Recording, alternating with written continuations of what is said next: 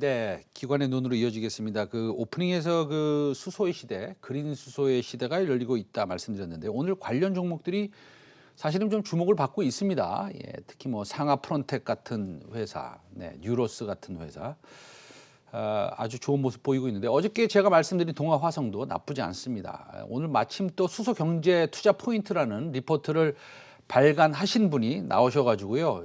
아주 제가 궁금한 것들 아니면 시청자 여러분들이 궁금한 것들을 아주 제가 미리 말씀드렸습니다. 아주 어려운 질문만 제가 뽑아서 말씀드리겠다고. 지금 그래도 긴장을 전혀 안 하시는 것 같아요.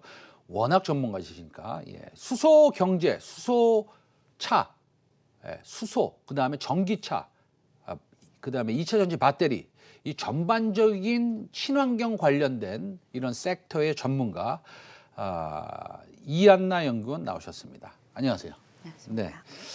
어제 그 국내 수소차 보조금 지원 정책이 나왔어요. 네. 예, 전기차도 나왔지만 수소차는 뭐 3,750만 원이죠. 네네. 네, 뭐 그런데 이것 때문에 지금 강세를 보이고 있는 건가요? 아니면 뭐 네, 어떻습니까? 물론 그것도 네. 있고요. 네. 그냥 유머러스하게 제가 리포트를 내게 됐습니다. 네. 네. 어, 네. 네. 근데 뭐 아무래도 그러한 이슈들 때문에 아무래도 정책 이슈에서 수소 관련주들은 많이 움직이기는 하죠. 근데 이제 더불어서 어떻게 시기적절하게 네. 제가 이제 수소 네. 경제 리포트를 이제 프리뷰 차원에서 내게 되었고요. 네. 제가 항상 말씀드리는 수소 경제에 대한 투자 포인트는 리스크를 지지 말자예요. 왜냐하면 언제든지 기술적인 변화가 될 수가 있고, 그리고 뭐 설계, 뭐 자동차 같은 경우에는 설계의 간소화, 뭐 이런 작업들이 이루어지면 없어질 것들도 상당히 많습니다. 그래서 우리 리스크를 지지 말고 모든 인프라 라인업하고 자동차까지도 전부 다 들어갈 수 있는 핵심 소재에 투자를 해주셨으면 좋겠습니다라고 말씀드리고 있고, 네, 제가 거기에 가장 탑픽으로 꼽고 있는 건 사실 효성 첨단 소재입니다. 네, 그래서 제가 리포트를 한번 쓱 봤더니 효성 첨단 소재, 그 저번부터 효성 첨단 소재 좋아하셨어요? 네, 제가 이제 탄소 섬유하고 CFRP가 다르다는 걸 누차 계속 얘기를 해왔었고요. 아마 2020년 중반 정도부터는 시장에서도 어느 정도 인지를 하고 있었던 것 같습니다. 그 효성 첨단 소재가 어떤 회사이고 왜 좋아하시는지 간단히 먼저 포인트 한 2개만 짚고 다음 질문으로 넘어갈까요? 네. 효성첨단 소재는 탄소 섬유로 우리나라 유일한 기업입니다. 그래서 제가 탄소 섬유를 좋아하는 거예요. 왜냐하면 수소 경제에 있어서 지금 뭐 수전의 수소 아니면 충전소 그리고 연료전지, 자동차, 수소 이동하는 이동 수단까지 수소를 저장하는 데 있어서는 무조건 탄소 섬유가 필요합니다. 그래서 사실 2019년 중반쯤에 일본 수출 규제 걸렸을 때 저희 국채과제 1위로 바로 올라왔었던 건 탄소 섬유였었어요. 너무 도레이 첨단 소재 다 가져갈 수 있으니까. 알겠습니다. 네. 그 효성 첨단 소재에 대해서 또 프로그램 또 막판에 제가 또 질문을 좀 더 드리기로 하고요. 그 어제 정부가 이제 전기차, 수소차 보조금이 나왔는데 지원 정책을 발표했는데 이 지원 정책이 다른 나라와 비교하면 이 사이즈나 규모나 강도 이런 것들이 어떻습니까? 훨씬 세죠. 우리나라가 좋다. 먼저 앞서고 있는 것도 사실이고요. 원래 한 저희 2002년, 2003년 이때까지만 하더라도 저희 일본에서 굉장히 드라이브를 많이 걸어서 이제 우리 수소법 표준 기술을 우리가 잡겠다 이러다가 저희 2009년쯤에 오바마 정부 들어서면서 전기차가 갑자기 집중되면서 뒷전으로 밀리는 듯 보였어요. 근데 한번 경험을 해봤잖아요. 저희가 이제 전기차 성장이 얼마나 뛰어나고 그리고 이제 시장 선점이 얼마나 중요한지를 알았기 때문에 이번에는 그 전기차 쪽 중심이 아닌 다른 국가들에서 이제 유럽이나 일본이나 우리나라에서 조금 더 빠르게 적용이 되는 거고 특히나 우리나라 같은 경우는 수소법을 먼저 제정할 정도로 좀 발빠르게 움직이려고 하고 있는 상황입니다. 지금 기술력으로 봤을 때는 우리나라가 전 세계에서 몇 등입니까? 이게 차로 보면 현대차 자체가 굉장히 많이 그동안은 가장 많이 이제 납품을 했죠. 그렇기 때문에 자동차 자체는 당연히 1위라고 볼 수도 있죠. 네네. 그리고 뭐 일본하고 이제 왔다 갔다 하고 있는 거긴 한데 그 안에 들어가는 소재들 같은 경우에는 제가 약간 국산화가 필요하다라는 생각들이 많이 들었어요. 근데 저희 2020년에 핵심 소재들 탄소 섬유, 뭐 불소 수지, 뭐 다양한 그 압력 레귤레이터부터 시작해서 멤브레인 필터 이런 것들까지 국산화가 거의 다 마무리가 됐습니다. 이렇게 되면 결국에는 현대차가 우위를 가지고 있기 때문에 국산화된 소재로 적용되는 2022년부터는 1위 자리를 좀 굳히지 않을까 이렇게 보고 있습니다. 알겠습니다. 우리 소재 쪽에서도 1위 자리를 굳힐 수 있다고 이제 우리 이하나 연구원께서 말씀하셨는데 저는요 불소수지 좋아해요. 아, 네. 우리 이하나 연구원께서는 탄소 섬유 좋아하시잖아요. 아니요, 저 두 가지 다 탑픽으로 꼽는데 네. 산소섬유를 좀 더 그렇죠. 좋아합니다. 예, 예, 더 좋아하시죠. 그러면 효성 첨단 소재 이외에 불소수지 하면은 상하 프론테크 아닙니까? 네. 둘 중에 물론 뭐 둘 다 좋지만 상하 네. 프론텍은 그래도 상하 프론텍은 99점이고 효성 첨단 소재는 100점입니까? 왜 그런 네. 거죠? 우선 불소수지 자체는요. 네. 지금 스택 안에서 가장 중요한 그 스택이 전체 자동차의 한 40% 차지하면 그렇죠. 43% 차지하는 게 저희 네. 불소수지 멤브레인 그렇죠. 막이란 말이에요. 네. 그래서 굉장히 의미가 있긴 한데 이 가격이 많이 비싸요. 비싸죠. 네, 네. 그렇다 보니까 저는 만약에 지금 당장은 국산화를 유일하게 시킨 상하 프론트가 굉장히 의미 있다고 보지만 만약에 향후에 가서 자꾸 다운된 소재들을 또 가져가고 싶은 움직임들은 있습니다. 그리고 적용되는 어플리케이션 자체가 자동차 스택이라든지 연료전지 PEMFC로 이제 한정이 되어 있어요. 그래서 5G에도 들어가고 반도체에도 사용할 수 있고 네, 굉장히 그쵸. 다양하게 사용할 수 있으면서 또 말씀드리면 멤브레인이란 불소수지는 20년, 30년간 연구해서 지금 나온 거기 때문에 네. 이거를 다른 소재나 다른 회사가 개발하기에는 거의 뭐 이거는 쉽지 않아 보이고 그러면은 그렇죠. 고아텍스가 단 하나 있었는데 우리나라에 상하 프론테크가 들어갔으면 PER을 200배 받아도 될 만한 물론 뭐 받아서 그렇게 트레이딩 된다는 건 아니지만 그만큼의 진입 장벽 요새는 최상면의 BCR에서는 이제 진입 장벽 가지고 조금 포커스를 하고 집중적으로 시청자 여러분한테 설명을 드리는데 진입 장벽 차원으로 봤을 때는 거의 불가능한 거 아닙니까 진입이? 그렇지는 않습니다. 저희 네. 딱 두 개로만 자꾸 나눠서 생각하시는데 네. 물론 진입 장벽이 너무 힘들어요. 나피온이라는 이 소재를 만드는 것 네. 자체가 힘들고 그 특허를 가지고 따라 하는 것조차 힘든데 네네. 어쨌든 다오부터 시작해서 약간 첨단 소재 쪽 다루고 있는 다양한 글로벌 기업들이 피어들이 존재는 합니다. 근데 거기에서 마치 탄소섬유에서 도레이 첨단 소재가 점유율을 꽉 잡았듯이 네네네. 불소수지계에서는 미국의 고어텍스가 꽉 잡았던 거죠. 네네. 그래서 사실 소재 자체로 보면 불소수지나 탄소섬유나 동등하게 볼 수 있어요.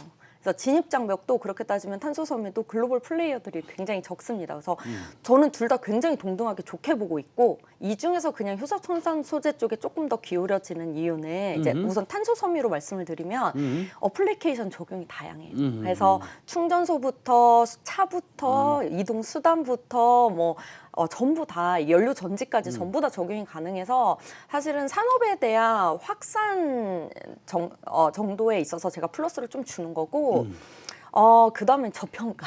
네네네. 효성 첨단 소재 자체 보면 저 상하 프론테크도 저도 탑픽이었기 때문에 굉장히 높은 멀티플을 받아야 맞다라고 보고 있는데 지금 생각해 보면은 올해 기준 한 100배 정도 되잖아요. 네네. 근데 효성 첨단 소재는 올해 기준으로 이제 15배거든요. 그래서 요 갭이 워낙 있다 보니까 둘 다 좋은데 뭐 상하 프론테크가 상하 프론테크는 이제 홀드로 가져가시면 되는 거고 효성 첨단 소재는 이제 신규 매수도 충분히 업사이드가 많다. 이런 차원에서 봐주셨다. 알겠습니다.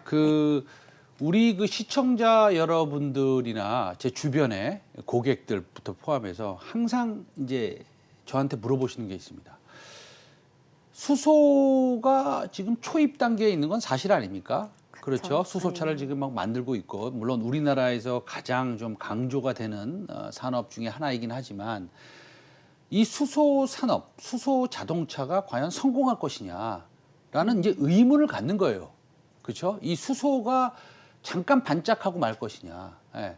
그거는 마치 6, 7년 전에 2차 전지 내지는 전기차가 정말로 우리가 사용할 만한 자동차가 될 것이냐라는 의문이랑 좀 비슷하기는 했지만 그럼 수소 자동차 내지는 수소 에너지가 성공할 거라는 확신이 있습니까? 이영구 의원께서는? 네, 저는 지금 이 시점 2019년부터는 적어도 좀 확신이 들었고요. 네네. 물론 생산 단가나 이런 것들 그리고 친환경 그린 수소로 가는 데 있어서는 아직 좀 멀었다 생각할 수도 있지만 저희 전기차 처음에 2009년 10년에 막 이제 전기차 사업부 정착될 때도 생각해 보시면 배터리 가격 이렇게 비싸서 뭐 자동차 운영하겠느냐 이런 얘기도 되게 많거든요. 네네. 네. 근데 불구하고 지금 성장성을 봤어요. 그래서 지금의 확신이 드는 점은 딱 한 가지입니다. 네네. 첫 번째로는 정책이 있기도 하지만 네네. 그 정책 플러스 기업이 같이 움직여요.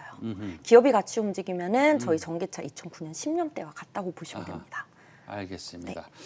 자, 수소 산업에 대한 성장성은 확신을 가지고 있다라고 얘기하셨습니다.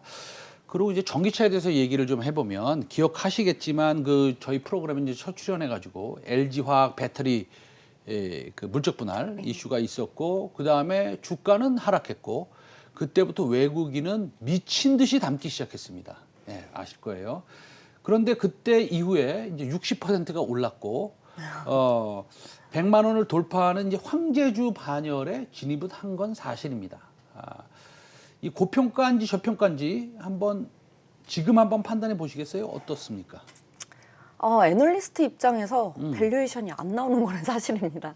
저희도 기본적인 밸류에이션 툴이라는 것이 있고 그런데 이제 그거 이외에 뭐 저희 예전에 뭐 버블 뭐 이런 게 있었을 때도 PSR 같은 이런 밸류에이션을 사용하기도 했지만 이게 워낙 다양한 산업군들이 있는데 이걸 통으로 해서 PSR을 매겨주는 것도 되게 애매하거든요. 그래서 멀티플 자체는 조금은 애널리스트 입장으로서는 힘든 구간인 거는 사실이지만 이게 만약 지금은 한 25에서 30% 정도 CAGR이 나오고 있는데 뭐 2020년에 조금 눌린 부분이 있어서 그렇다 하더라도 그 이후에 성장성이 한 40% 이상이 나와준다면 지금의 멀티플을 그렇다고 너무 비싸다고만 볼 수는 없지 않느냐 이렇게 보고는 있습니다. 알겠습니다. 지금 사도 돼요? 네. LG 화학 지금 사도 됩니까? 우선 에너지 솔루션 IPO가 있습니다. 그 부분을 조금 지켜보실 필요가 있을 것 같습니다. 알겠습니다. 이 시간이 좀 모자라요. 그 수소에 대해서 너무 얘기를 많이 해가지고 그러나 중요한 질문을 안 하고 넘어갈 수가 없습니다. 전고체 배터리 지금 전고체 관련된 그 작은 종목들이 막 상한가 가는 것도 있고요, 막 20% 가는 것도 있고 조금만 연관되면 막 스토리가 엮여가지고 막 갑니다. 이 전고체 배터리가 우리나라가 좀 앞서 있습니까? 어떻습니까? 앞서 있지는 않습니다. 앞서 있진 않은데, 예. 앞서 있진 않은데 그러면은 도요타 같은 곳에서 이 전고체 배터리가 상용이 될 경우에 우리나라에 미칠 영향은 어떻습니까? 같이 아무래도- 동시에 우리나라도 개발하나요?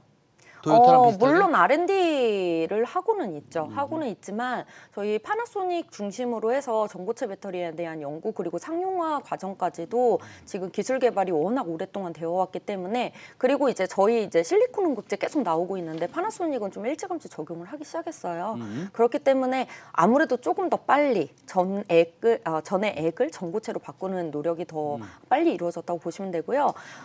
그렇다고 준비가 아예 안 되어 있다 이렇게 보기는 어렵기 때문에 뭐 일시적인 파장은 좀 있을 수 있겠지만 그 이후에 대처는 충분히 가능하지 않을까 이렇게는 보고 있습니다. 요즘에 전고체 배터리 관련 종목들이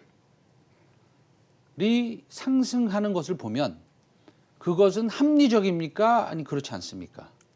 저는 그게 합리적으로 보이지는 않습니다. 합리적으로 보지 예, 않다. 우선은 설사 그러니까 완전 일본 쪽이면 모르겠는데 일본 기업들이면 모르겠는데 우리나라 기업들은 아직은 초기 단계인 건 사실이고요.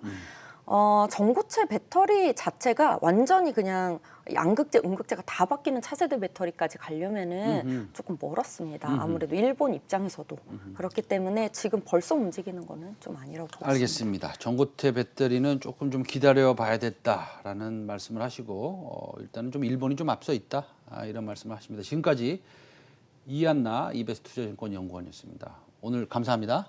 네.